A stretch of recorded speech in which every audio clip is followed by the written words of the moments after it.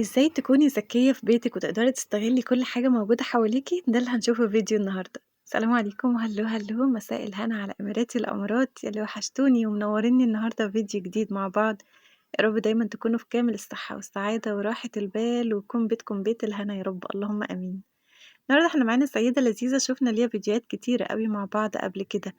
إزاي فعلًا بتقدر تستغل كل حاجة في بيتها وتخلّي منها روح تانية مختلفة. تعالوا نشوف تفاصيل جديدة النهارده، إن شاء الله تعجبكم وتفيدكم يا أميراتي. متنسوش بس في البداية اللايك الحلو بتاعكم، تعليقكم اللي أكيد باشكركم عليه، وإن شاء الله أرحّب بيكم في الفيديو الجاي، ويشرّفني اشتراككم، اوعوا تنسوا بقى السبسكرايب اللي تحت الفيديو. خلّونا ندخل في تفاصيل الفيديو لإنه مليان، مليان من كل حاجة بقى، كل الأفكار اللي هتحلموا بيها هتلاقوها في فيديو النهارده. بدايةً لمّا شُفنا معاه تجديد للمطبخ، وهنرجع تاني كمان للمطبخ كمان شوية نشوف فيه أفكار تانية. بس خلّونا نشوف بعض التنظيمات ليها اللي ممكن إن إحنا نستغل مدخل البيت عندنا، لو عندنا زي hall كده أو مكان نقدر إن إحنا نعمل فيه ديكور شكله حلو، ممكن من ترابيزة أو console عندنا أو فوتيهات أو باف. فكرة الإضاءة بتكون حلوة أوي، كمان لو في مرايات بتبقى مميزة أوي، فده كان تنسيقها لأول كده ما نبدأ ندخل البيت عندها عشان نعيش معاها كل التفاصيل. تعالَ بعد كده نشوف تنظيمات اللي تحت السرير، برضه مكان مهم أوي إن إحنا بنقدر نستغل المساحة دي في بعض التخزينات بتاعتنا، فمهم برضه إن إحنا نهتم بنضافته ونهتم بنظامه علشان تبقى برضه طول الوقت عندنا كل حاجة في مكانها الصح وتكون نضيفة طول الوقت. كمان الإضاءة عجبتني أوي اللي في ضهر السرير، لمّا كمان بدأت إنها تغيّر الحيطة بالstickers وتعمل إضاءة شكلها لذيذ، وهنرجع كمان برضه للغرفة كمان شوية. بس خلّونا نشوف هنا تغيير الstickers اللي إحنا دايمًا على طول بنشوفه تقريبًا في كل الفيديوهات، إنِّك ممكن أنتِ بإيديكِ بحيلة سهلة أوي تغيّري أي قطعة أثاث موجودة عندِك، زي هنا عندها الunit بتاعة الTV اللي بدأت إنها تشيل الsticker الأولاني وتبدأ تحط واحد تاني بكل سهولة. طول ما أنتِ بتستخدمي خامات كويسة، الموضوع بالنسبة لِك هيبقى سهل أوي، مش هيبقى حاجة مزعجة. في بعض الفيديوهات على فكرة أنا شُفتها، وشُفت واحدة كده سيدة هي سيدة مصرية، كانت بتقول إنها بتستخدم أكتر حاجة هي بتحب تخلّي الرخامات بتاعة المطبخ بتاعتها باللون الأبيض، فبتحب تستخدم الstickers بتاعة العربيات، يعني ما بتستخدمش اللي هو بتاع الحائط والكلام ده خالص، لأ بتروح لمحلات العربيات بتجيب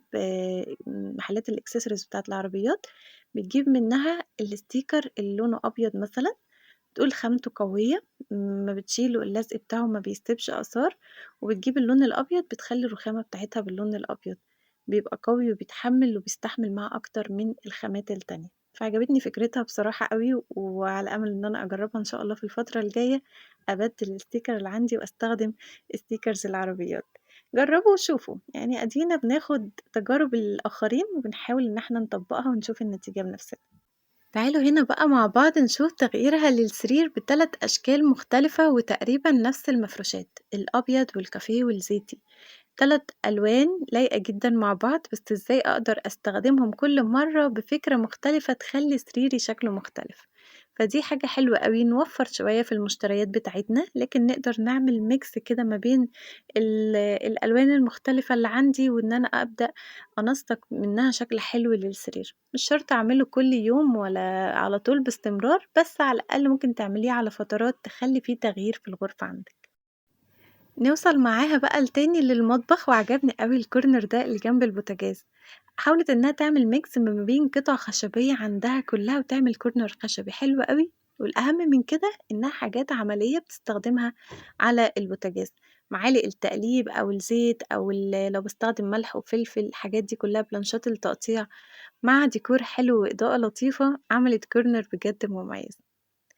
أمّا بقى الأميرات الحلوين اللي بيحبوا كده إعادة التدوير، تعالوا بقى شوفوا الأفكار الحلوة دي، خصوصًا كمان إنها استخدمت ألوان لايقة للخريف، داخلين على season جديد بنحب نعمل تغيير في البيت عندنا، فهتبقى حلوة أوي إن إحنا نستخدم أفكار زي دي، مع كمان ألوان الورد المميزة جدًا للخريف، بتغيّري بقى الألوان حسب أنتِ والفترة اللي إحنا موجودين فيها. بس أول فكرة 2 طبق مقاس مختلف، واحد كبير وواحد صغير، خلِّت الكبير تحت والصغير حطِّت فيه قطعة سفنج وبدأت إنها تثبِّت الورد، عملت فازة شكلها حلو. عملت كمان تنسيق حلو كمان للترابيزة بالشموع، سواء عندنا بقى الشموع اللي هي الطبيعية أو بتستخدموا الشموع الإلكتريك، كل ده إحنا نقدر نزينه. هي بس بتستخدم المناديل بتاعة الطباعة أو بتاعة الديكوباج وبتحطها وبتستخدم الحرارة بورق الزبدة علشان تثبت الصورة بتاعتها، أو ممكن طبعًا بتستخدموا زي ما شُفنا كتير قبل كده الغِرا الأبيض الشفاف، بتبدأوا برضه تعملوا بيه، بس الحرارة لأنواع مخصصة من المناديل بتبدأ إنها تثبت الصورة والطباعة بتاعتِك بكل سهولة. عشان تعمل برضه كمان زي tray حلو كده تحط فيه الشموع اللي هي عملتها دي، شُفتوا بقى جابت صينيتين كده وعملت ما بينهم سفنج علشان تبدأ تثبّت الورد عليهم وتعمل حاجة لطيفة أوي وstand مميز أوي تحط عليه الشموع. تخيّلوا بقى الstand الحلو ده جنب الفازة اللي عملناها الأولى، يعني بجد هيبقى تنسيق حلو أوي. مش شرط على ترابيزة واحدة، يعني أنا لو عندي reception سُفرة وأنتريه ممكن أحُط حاجة هنا على حاجة هنا، زي ما بنقول ما بنعمل تنسيق في ألوان البيت ككُل، فهتبقى فكرة مميزة أوي بالنسبة لكم. كمان برضه عجبتني هنا أفكارها للشموع، برضه هتبقى مميزة أوي إنكم تستغلّوا بعض القطع اللي عندنا في المطبخ، كوبايات حصل فيها كده شرخ مش هاستخدمها خلاص في المشروبات، بعض الأطباق اللي برضه مش باستخدمها كتير، ممكن أعمل ما بينهم mix كده وأعمل stand شموع حلو أوي، حطيت فيه الشموع الصغيرة، طبعًا مع الspray بيدّي تفاصيل أحلى وأحلى.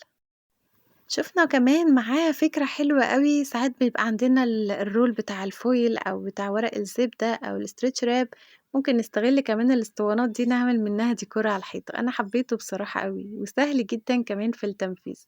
بدأت تقص دايرة وتثبت عليها الأسطوانة، وطبعًا spray هيغنيني في الموضوع كتير أوي ويحل لي الدنيا كلها، واستخدمتها فازات علقتها على الحيطة كده. دي طبعًا ممكن تكون بقى ثابتة عندِك في مكان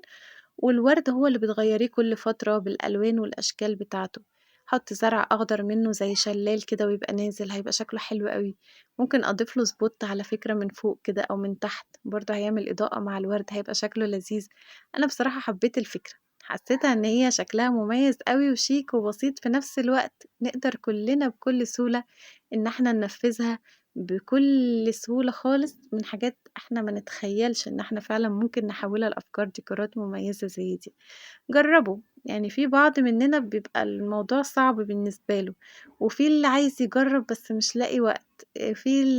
الموضوع مش في دماغه خالص، وفي مننا اللي غاويين وفعلًا كل يوم بيعملوا جديد في البيت، فإحنا مختلفين. لو أنتِ ما جرّبتيش قبل كده جرّبي في حاجات بسيطة وإعادة تدوير كده وشوفي النتيجة. وقت ما هتلاقي بقى قدّامِك الحاجة اللي أنتِ عملتيها وشكلها حلو هيبقى عندِك حماس إنِّك كل مرّة تجرّبي حاجة جديدة، تغيّري في بيتِك، هتلاقي الموضوع مش مُكلِّف ومُسلّي، ممكن الفكرة تنجح معاكِ تعملي منها مشروع في البيت، يعني هتبقى بجد مجال ليكِ كبير أوي، أوي إنِّك تغيّري حتى الmood بتاعِك. أفكار الفازات كمان ممكن يكون عندنا فازات سادة، الإزاز الشفاف، فإحنا عايزين نحوّلها لفكرة حلوة أوي، دي أفكار المناديل اللي باقول لكم عليها بالغِرا، اللي تقدروا تقصّوا الأشكال اللي أنتم حابينها وتعملوها بالغِرا الأبيض، فبتثبت بكل سهولة، وعلى فكرة ما بتتأثّرش خالص بالمَيّة أو لو حاجة أنتِ عملتيها بتتغسل أو كده ما بتتأثّرش خالص، عن تجربة يعني. الفكرة التانية لمّا بدأت تعمل الألوان على الفازة بتاعتها بس ضافت للألوان البيكنج صودا علشان تدّيها تكون فيها حبيبات شوية، تكون rough شوية، تكون خشنة، فدي برضه فكرة من الأفكار. واستخدمت معاها درجة الجراي فتبان كإنها كده إيه، حاجة طبيعية، هي منها فيها كده، فشكلها برضه لذيذ أوي. كل فكرة بصراحة أسهل من التانية، يعني أنتم في الفيديو النهارده شُفتوا كمية أفكار لذيذة كتير، ممكن تبدأوا في حاجة صغيرة وتوصلوا إن شاء الله لأحلى الأفكار اللي تقدروا تعملوها. دي كمان برضه فكرة عجبتني بصرف النظر عن الpumpkin اللي هي بدأت تستخدمه، لكن ممكن تستخدموا أي قطعة فاكهة، بيبقى في حاجات بلاستيك أو حاجات بتبقى فِل بتبقى موجودة كديكورات في المطبخ، فأنا ممكن أحوّلها لفكرة تانية زي stand الشموع، واللذيذ أكتر إنها استخدمت طبعًا الشموع الإلكتريك، حاجة بتكون أمان أكتر، عشان بعد الشر لو وقعت أو كده أو لو في أطفال ما تبقاش فيها ضرر، فالشموع دي بتبقى حلوة أوي وباينة كإنها طبيعية، فممكن برضه تبقى جزء من الديكورات بتاعتكم. آخر الأفكار معاها هي فكرة المناديل، لو أنا عندي بكرة المناديل اللي أنا باستخدمها وحاطاها في الحمام، وعندي طبعًا الزيادة اللي موجودة عندي ممكن أعمل منها ديكور في البيت، أنا باشتري باكيت على بعضه، ففي واحدة باستخدمها والباقي باشيله، فإيه اللي يمنع بقى إن أنا أستخدمه كديكور لحد ما أبتدي إن أنا أستخدمه؟ فآدي فكرة من الأفكار اللي هي فكرة الفيونكات، أول فكرة زي ما شُفتوا بدأت تطبّقها كده ولفِّت المنديل على بعضه علشان تبقى محكمة أكتر. الفكرة التانية بتقطع واحدة تعمل منها شريط تربط بيه، وواحدة تعملها فيونكة، وبتعمل فتحة في باقي الرول بحيث تثبِّت فيه الفيونكة بالطريقة دي. طريقة واضحة جدًا وسهلة وشارحة نفسها، فجرّبوا برضه من الرولات اللي موجودة عندكم اللي أنتم بتشيلوها بقى عشان تستخدموها بعدين، استخدموها مؤقتًا في أفكار الديكورات، هتحسّوا برضه إنكم عملتوا حاجة جديدة ومش مكلفة، بما إن كده المناديل عندنا. بجد أفكارها كلّها أحلى من بعض، يا رب تكون النهارده يعني عجبتكم في كل الحاجات اللي عملتها، كان عندي حماس كبير أوي خلال الفيديو إني أفكارها عاطياني حماس وعاطياني power فمش عارفة أنا رغيت كتير في الفيديو والّا إيه، وأتمنى ما أكونش أزعجتكم إن شاء الله وتكونوا استفدتوا بكل أفكارها، تقدروا تنفذوا أكبر قدر من الفيديو النهارده. أشكركم يا أماراتي على حسن المشاهدة، يا رب دايمًا أكون عند حسن ظنكم في الاختيارات في حاجات تفيدكم وتخلّي بيتكم ده أحلى بيت في الدنيا. ربنا يرزقكم الهنا والسعادة يا أماراتي، ويكون بيتكم ده بيت الهنا عليكم يا رب، اللهم آمين. أشكركم، متنسوش في النهاية بقى اللايك بتاعكم والاشتراك وكمان التعليق اللي هاستناه إن شاء الله، وبكرة بإذن الله فيديو جديد وأفكار جديدة، فأشوفكم على خير الفيديو الجاي وسلام.